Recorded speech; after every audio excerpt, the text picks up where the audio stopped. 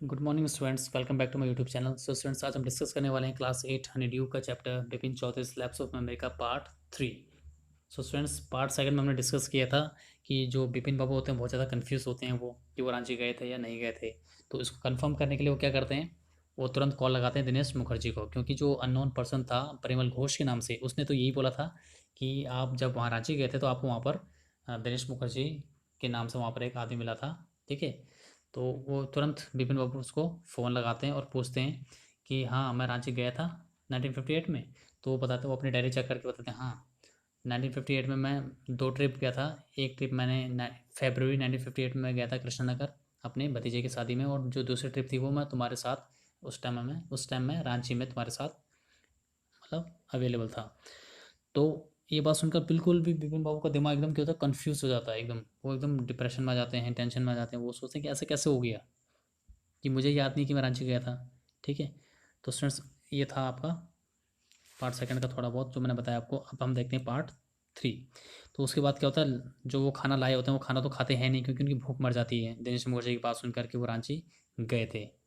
तो उसके बाद लंच टाइम ख़त्म हो जाता है। उसके बाद विपिन बाबू को एकदम रियलाइज़ होता है कि जहाँ पर जिस चेयर में वो बैठे हुए हैं वहाँ पे वो बिल्कुल भी बैठ पाने की स्थिति में वो नहीं है। उनकी जो कंडीशन बिल्कुल भी, मेंटल कंडीशन बिल्कुल भी ठीक नहीं है, और वो बिल्कुल भी काम ढंग से नहीं कर पा रहे हैं। उनका दिमाग एकदम काम के ऊपर फोकस नहीं कर पा रहा है। उसके बाद वो सोचते हैं कि यार ऐसा तो कभी पिछले 25 सालों में मेरे साथ ऐसा कभी हुआ ही नहीं है मेरे साथ।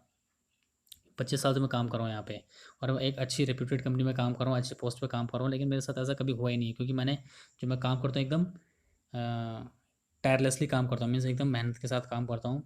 लेकिन आज जो है मेरा सर एकदम घूम रहा है।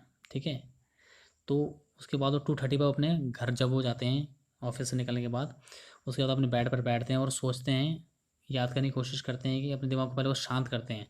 फिर वो याद करने की कोशिश करते हैं कि ऐसा वाकई में ऐसा हुआ था, मैं रांची गया था।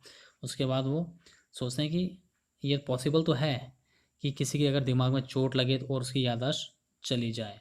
लेकिन अगर किसी के दिमाग में उसको हर चीज़ याद हो, लेकिन उसके दिमाग से सिर्फ एक इंसिडेंट गायब हो जाए, एक इंसिडेंट उसको याद ना रहे, ऐसा तो पॉसिबल नहीं हो सकता।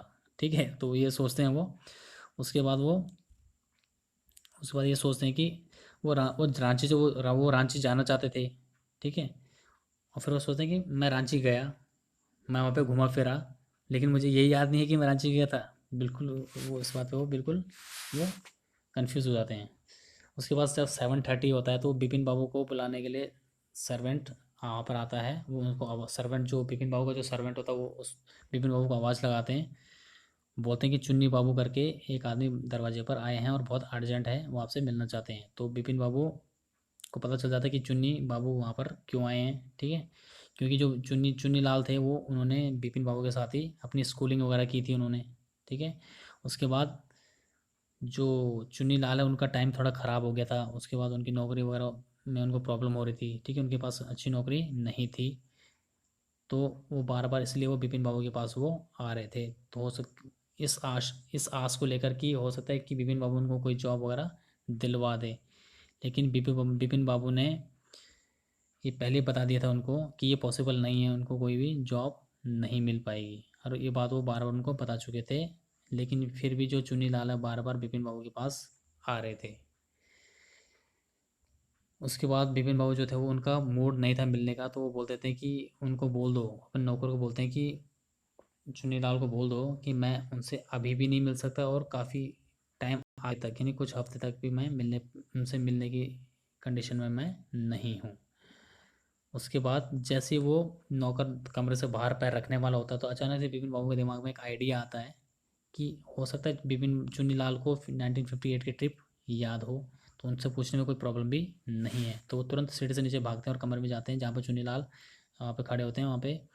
तो उनको देखकर वो तुरंत उससे सवाल करते हैं। यहाँ पे बात को इधर उधर ना घुमाते हुए तुरंत से सवाल करते हैं कि listen Chunni, I want to ask you something, you had a good memory. तो बोलते हैं चुन्नी, मुझे मैं तुमसे कुछ पूछना चाहता हूँ, क्योंकि तुम्हारी मेमोरी बहुत अच्छी है। ठीक है, और तुम मेरे साथ काफ़ी टाइम से तुम मेरे साथ हो। ठीक है, तो तुम मुझे ये बताओ, अपना माइंड को थोड़ा सा घुमाओ, पास्ट में घुमाओ, और मुझे ये बताओ कि 1958 में मैं रांची गया था या नहीं। तो चुन्नी चुन्नी सैड चुन्नी बाबू क्या बोलते हैं, 58। इट मस्ट हैव बीन 58 और वाज इट 59। तो चुन्नी बाबू बोलते हैं कि 58 या 59, किस टाइम की बात कर रहे हो तुम। तो उसके बाद वो बिपिन बाबू बोलते हैं मैं 1958 की बात कर रहा हूँ। तो उसके बाद जो चुन्नी लाल है वो बिल्कुल एकदम अमेजिंग, यानी एकदम अमेजिंग लुक में उनको घूरने लगते हैं बिपिन बाबू को। तो उसके बाद उससे सवाल करते हैं do you mean you have doubts about having gone at all, कि वो बोलते हैं कि तुम्हें क्या डाउट है कि तुम वहाँ गए नहीं गए थे। हाँ मैं तो फिर बिपिन बाबू बोलते हैं हाँ बिल्कुल मुझे क्लियर करो इस बात में, मुझे क्लियर करके बताओ मैं गया था या नहीं गया था। ठीक है, मुझे कन्फ्यूज एकदम माइंड में कन्फ्यूजन क्रिएट हो रही है मेरे। तो चुन्नी बाबू एकदम सोफे पर बैठ जाते हैं और बिपिन बाबू को काफ़ी देर तक वो घूरने लगते हैं वो। उसके बाद उससे पूछते हैं कि क्या तुमने कोई ड्रग्स वगैरह तो लेना शुरू तो नहीं कर दिया कहीं, तुम्हारा दिमाग तुम कैसी अजीब अजीब बातें कर रहे हो यहाँ पे। ठीक है, जहाँ जहाँ तक मैं तुमको जानता हूँ कि हमारी जो दोस्ती है उसमें थोड़ा सा अप एंड डाउन आ रखे हैं, और जो हमारी दोस्ती का तुम्हारे लिए कोई मायने तो है नहीं, ये बात तो सही है। लेकिन तुम्हारी मेमोरी तो काफ़ी अच्छी है, और तुम इतने भी गिरे हुए कैसे हो सकते हो कि तुम रांची ट्रिप के बारे में भूल जाओ भाई, हैं। तो ये बिपिन बाबू चुन्नी बाबू की ये वाली बातें सुनकर बिपिन बाबू अपना चेहरा थोड़ा उस साइड वो कर लेते हैं। तो उसके बाद चुन्नी लाल पूछते हैं कि तो क्या तुम्हें ये याद है कि मेरी लास्ट जॉब क्या थी। तो बिपिन बाबू बोलते हैं बिल्कुल याद है कि तुम ट्रैवल एजेंसी में काम करते थे। तो तुम्हें फिर ये भी याद होना चाहिए कि मैंने ट्रैवल एजेंसी में जब मैं था तो मैंने तुम्हारे लिए एक रेलवे की टिकट बुक की थी रांची के लिए, और मैं तुम्हें खुद स्टेशन तक छोड़ने गया था। और जो तुम्हारे कंपार्टमेंट के अंदर तुम्हारा जो पंखा ख़राब था वहाँ वो भी मैंने एक इलेक्ट्रिशियन को बुलाकर वो ठीक करवाया था। क्या तुम्हें कुछ भी याद नहीं है, तुम सब कुछ भूल गए, तुम्हें हो गया है। आई थिंक मेरे को लगा तुम्हारी तबीयत ठीक नहीं है। उसकी बिपिन बाबू की बात सुनकर वो एकदम गहरे सांस लेते हैं बिपिन बाबू चुन्नी चुन्नी बाबू की ये वाली बात सुनकर, और अपना सर हिलाते हैं वो। तो बोलते हैं हाँ मैं काफ़ी हार्ड वर्क कर रहा हूँ कंपनी में, और हो सकता है कि इस कारण की वजह से मेरा दिमाग काम ढंग से ना कर रहा हो और मेरे दिमाग से वो बात स्किप कर गई हो। मुझे पक्का मुझे किसी न किसी डॉक्टर को कंसल्ट करना चाहिए। तो बिपिन बाबू की कंडीशन देखकर जो चुन्नी बाबू हैं वो सोचते हैं कि जो जिस काम के लिए वो आए थे चुन्नी बाबू, तो वो सोचते हैं कि इस टाइम ये काम तो हो नहीं पाएगा जॉब वाला। तो वो वहाँ से वो चुपचाप वहाँ से वो निकल जाते हैं। उसके बाद जो परेश चंदा को वो डॉक्टर वहाँ पे परेश चंदा आता है, वो जो कि एकदम जवान डॉक्टर है वो, जिसकी आंखें एकदम चमकीली हैं और जो उसकी नाक है वो बहुत ज़्यादा शार्प है, यानी पैनी नाक है वो। तो वो बिपिन बाबू जो बोलते हैं बिपिन वो पहले बिपिन बाबू के सिम्टम्स देखते हैं। ठीक है, तो बिपिन बाबू क्या बोलते हैं, तुम मुझे जल्दी से जल्दी इस बीमारी से मुझे ठीक कर दो। ठीक है, ये जो बीमारी है ये मुझे बहुत ज़्यादा मेरे काम में तंग कर रही है, मुझे ये काम ढंग से नहीं करने दे रही है। तो डॉक्टर चंदा शुक इज हेड, यानी डॉक्टर चंदा अपना सर हिलाते हैं। तो फिर उसके बाद वो मिस्टर चौधरी को बोलते हैं you know what mister Chaudhary he said I have never had to deal with a case such as yours. तो मिस डॉक्टर डॉक्टर चंदा बोलते हैं कि मैंने ऐसा केस पहले कभी देखा ही नहीं है अपनी लाइफ में। मैं अगर फ्रेंकली बोलूँ तुमको तो ये जो तुम्हारा जो ये सिम्टम्स है वो मेरी एक्सपीरियंस से बाहर का केस है। मुझे तुम इस केस के बारे में बिल्कुल समझ में नहीं आ रहा है, लेकिन मैं तुमको एक सजेशन देना चाहूँगा। भले ये सजेशन काम करे या ना करे, लेकिन इससे तुम्हें कोई नुकसान भी नहीं होगा। ठीक है, तुम इसको ट्राई कर सकते हो।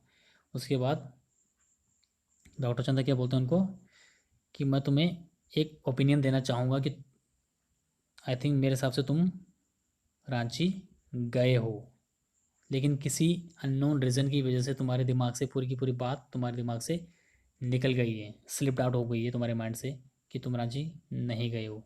ठीक है, आई थिंक तुम्हें क्या करना चाहिए, तुम्हें वापस रांची जाना चाहिए। ठीक है, वहाँ पे वहाँ पे घूमना चाहिए, वहाँ की ट्रिप लेनी चाहिए। ठीक है, और हो सकता है तुम्हें वहाँ पे देखने के बाद तुम्हें कुछ याद आ जाए कि तुम रांची गए थे या नहीं गए थे, क्योंकि ऐसा करना इम्पॉसिबल तो है नहीं।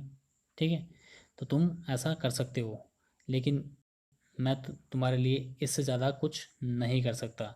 और मैं तुम्हारे लिए तुम्हें एक नर्व टॉनिक दे रहा हूँ। नर्व टॉनिक मीन्स दिमाग का टॉनिक दे रहा हूँ, और एक ट्रैंक्विलाइजर दे रहा हूँ, ताकि तुम्हारे उस दवाई को खाने के बाद तुम्हारा जो माइंड है एकदम स्ट्रेस और एंग्जाइटी जो तुम्हारे माइंड के अंदर है वो थोड़ा कम हो जाए वो। ठीक है, और उसके साथ साथ तुम्हें थोड़ा आराम भी करना पड़ेगा, तुम्हें नींद भी लेनी पड़ेगी प्रॉपर।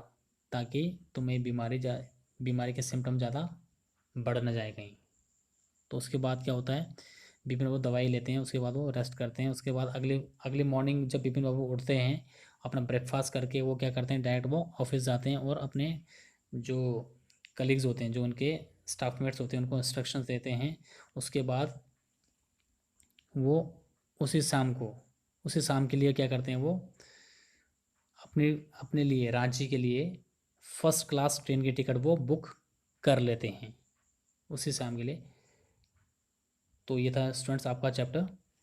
आई होप आपको चैप्टर समझ में आ गया होगा। सो स्टूडेंट्स, अगर ये वीडियो आपको अच्छी लगे तो वीडियो को लाइक कीजिए, चैनल को सब्सक्राइब कीजिए और सब्सक्राइब बटन के जस्ट बगल में एक घंटी होगी, बेल आइकन होगा, उसको प्रेस कीजिए और उस पर ऑल पे टच कर दीजिए, ताकि आने वाली वीडियोस की जितनी भी नोटिफिकेशन है आपको आपके फ़ोन पर बिल्कुल टाइम पर मिल जाएँ। और कमेंट भी ज़रूर कीजिए ताकि आपको आपका मैसेज मुझ तक ये पहुँच जाए कि आपको वीडियो कैसे लगी है। सो स्टूडेंट्स, मिलते हैं अपनी नेक्स्ट वीडियो में। Till then, take care.